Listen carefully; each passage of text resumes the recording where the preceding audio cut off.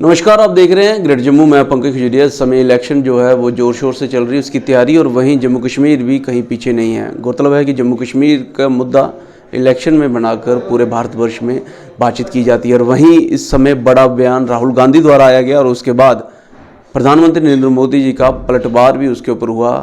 शक्ति को लेकर बड़ा बयान, जहाँ राहुल गांधी ने कहा कि ये लड़ाई शक्ति के खिलाफ है, वहीं उन्होंने कहा कि माताएँ और बहनें जो हैं शक्ति हैं भारतवर्ष की। मेरे साथ बातचीत करने के लिए संजीता डोगरा जी, जो स्टेट बीजेपी महिला मोर्चा की प्रेसिडेंट हैं।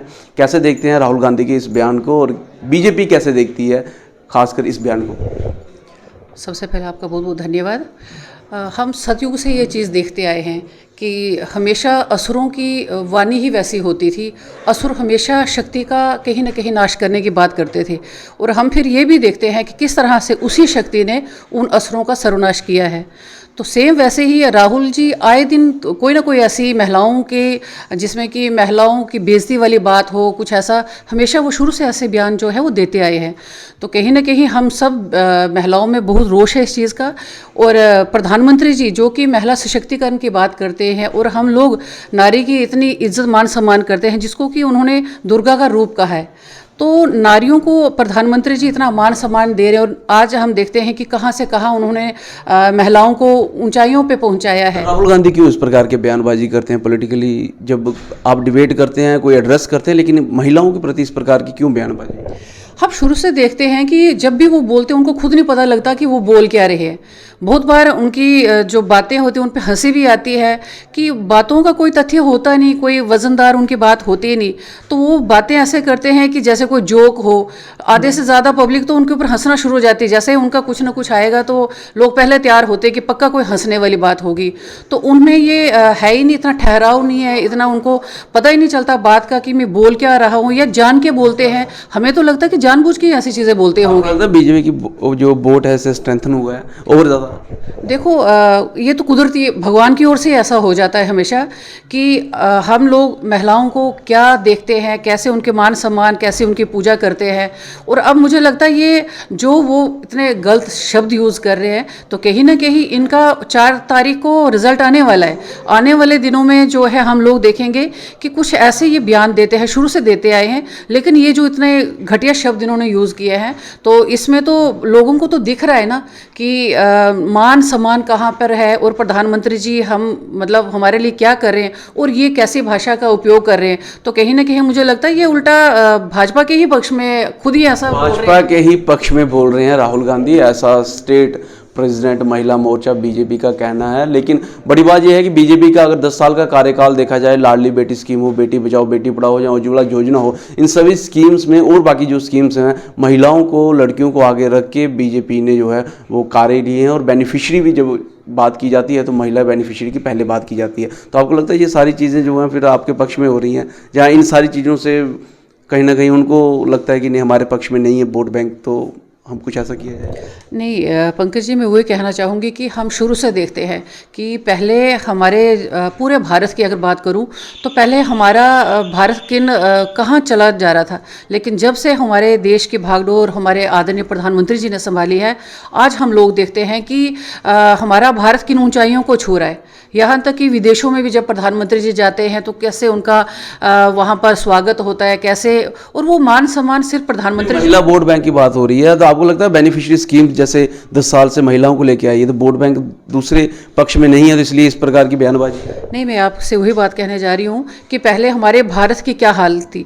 और अगर मैं स्पेशली जम्मू कश्मीर की बात करूँ तो जितने भी बाहर के प्रदेशों में जो स्कीमें होती थी, जो कानून होते थे, वो यहाँ पर लागू नहीं होते थे। यहाँ पर बहुत सी ऐसी महिलाएं थी जिनको कि करना तब भी बहनें बहुत कुछ चाहती थी, परंतु उनको करने का मौका नहीं दिया जाता था। आज हम देखते हैं कि महिला सशक्तिकरण, जब से प्रधानमंत्री जी ने ये बहनों का बीड़ा उठाया कि कैसे बहनों को हम आगे लेकर आएंगे, तो प्रधानमंत्री जी ने इतनी योजनाएं बहनों के लिए निकाली थी, लेकिन जम्मू कश्मीर में धारा 370 होने के कारण यहाँ वो योजनाएं लागू नहीं होती थी। तो कहीं ना कहीं हम लोग बहुत इससे पीछे थे। जब वो धारा यहाँ से हटी, उसके बाद वही मान सम्मान का जीवन जो बाहर के प्रदेशों में हम देखते हैं, महिलाओं को जो मिल रहे होते हैं मान सम्मान, वही जम्मू कश्मीर में भी अब हम देखते हैं।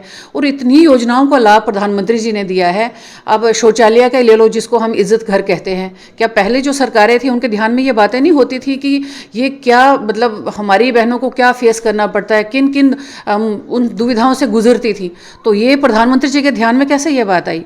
आज हम देखते हैं कि उसके बाद हम उज्ज्वला की बात करें, दूर दराज के हमारे जम्मू कश्मीर के ऐसे एरिया थे जहां पर गैस दूर की बात, जंगलों में से बहनों ने लकड़ियां लानी। ये कारण आपको लगता है अपोजिशन पार्टी के पास जो वोट बैंक अभी डिसाइड करने की पावर लगता है महिलाओं के पास है, जो बीइंग ए वोट बैंक, तो उनके पास नहीं है, तो इस प्रकार की बयानबाजी। बिल्कुल बिल्कुल, क्योंकि प्रधानमंत्री जी ने कुछ रखा ही नहीं कि उनके पास कोई बोलने के लिए कोई चीज़ हो। बोल रहे हैं तो आप उसका उल्टा जवाब कर रहे हैं। वही तो, अब ये है कि प्रधानमंत्री जी ने ऑलरेडी बहनों के लिए इतना कुछ किया है, इतनी स्कीमों के माध्यम से लाभ पहुंचा है, जिससे कि हमारी जितनी भी बहनें हैं वो बड़ी बेसब्री से इंतजार कर रही है कि किस दिन हमारे यहाँ पे इलेक्शंस होनी है और हम भारी से भारी बहुमत के साथ। प्रधानमंत्री जी जम्मू आए थे, कश्मीर भी आए थे, तो महिलाओं से उन्होंने डायरेक्टली संवाद किया था। तो बीइंग ए प्रेसिडेंट महिला मोर्चा बीजेपी कुछ मोबिलाइज करने की कोशिश की जा रही है, जहाँ ठीक है डायरेक्ट उन्होंने बातचीत कर दी तो छोड़ दी अभी? नहीं, ऐसा नहीं होता। प्रधानमंत्री जी का जहाँ भी जिस भी प्रदेश में प्रोग्राम होता है तो हमेशा हम लोग देखते हैं कि किस तरह से वो अलग अलग प्रदेशों की बहनों के साथ बातचीत करते हैं। जिन बहनों ने स्कीमों के माध्यम से कोई लाभ मतलब लिया है तो वो एक प्रेरणा मिलती है सबको। जैसे जम्मू कश्मीर यहाँ से सांबा से, पुंछ से, किश्तवाड़ से जो बहनें जुड़ी हुई थी, उनसे ये होता है कि बाहर के प्रदेशों में भी पता चलता है। जम्मू जिसको भारत का मुकुट कहते हैं, हर किसी की नज़र पहले जम्मू कश्मीर पे होती कि वहाँ क्या हो रहा है, कैसे हो रहा है।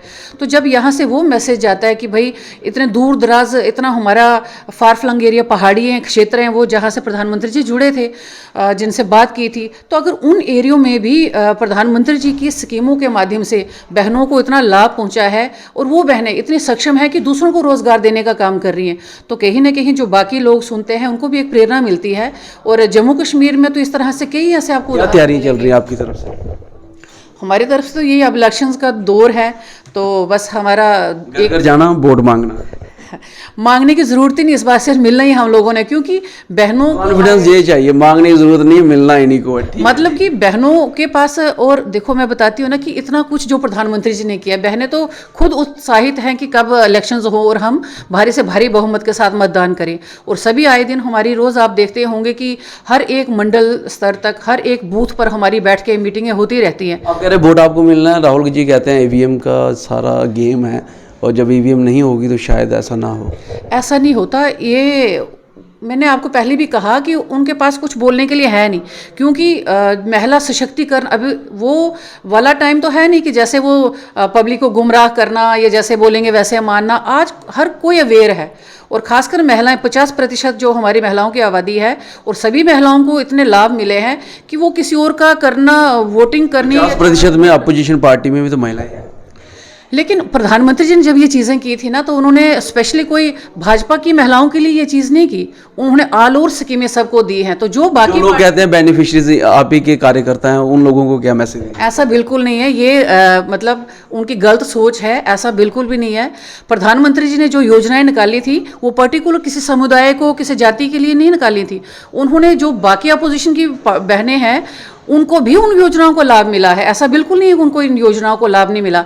आज वो ईवीएम की बात करते हैं तो ईवीएम मशीन मतलब यहाँ से हम लोगों को देखने को ये मिलता है कि इंसान का काम बोलता है। अगर प्रधानमंत्री जी ने इतने काम किए हैं तो इसमें मशीन का क्या दोष है? इसमें मशीन को क्यों वो गवर्नमेंट को कैसे देखते हैं, फिर क्यों टारगेट किया जाता है? वो उनके पास, मैंने आपको बोला ना, कुछ और है ही नहीं, ऑप्शन ही नहीं है उनके पास कि किस तरह से वो अपनी बातों को करें या पब्लिक के सामने क्या रखें। तो मुझे तो लगता है राहुल जी की तो वैसे बातों का कोई ध्यान से सुनता भी नहीं है कि वो बोल क्या रहे हैं। इंसान का काम बोलता है। प्रधानमंत्री जी ने इतना काम किया है तो वो वोट के माध्यम से, तो ईवीएम मशीन के माध्यम से तो पता चलेगा।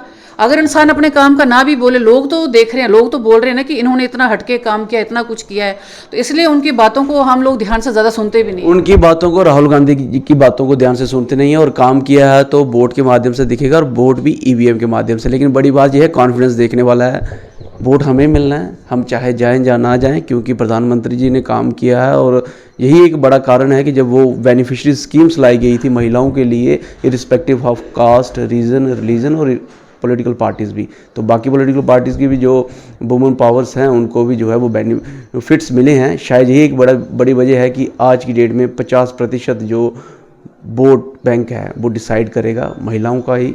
और इसलिए आज आके जो सारी चीज़ें हैं इसी के ऊपर जो हैं वो निर्भर करती हैं। और लेकिन राहुल गांधी के इस बयान का जो है भारी तौर पे इन्होंने खंडन किया है, जहाँ पे उसने कहा है कि शक्ति के खिलाफ लड़ाई लड़नी है। आप इस सारी डेवलपमेंट को कैसे देखते हैं? अपनी वैल्यू राय कमेंट सेक्शन में रखिएगा। देखते रहें गढ़ जम्मू।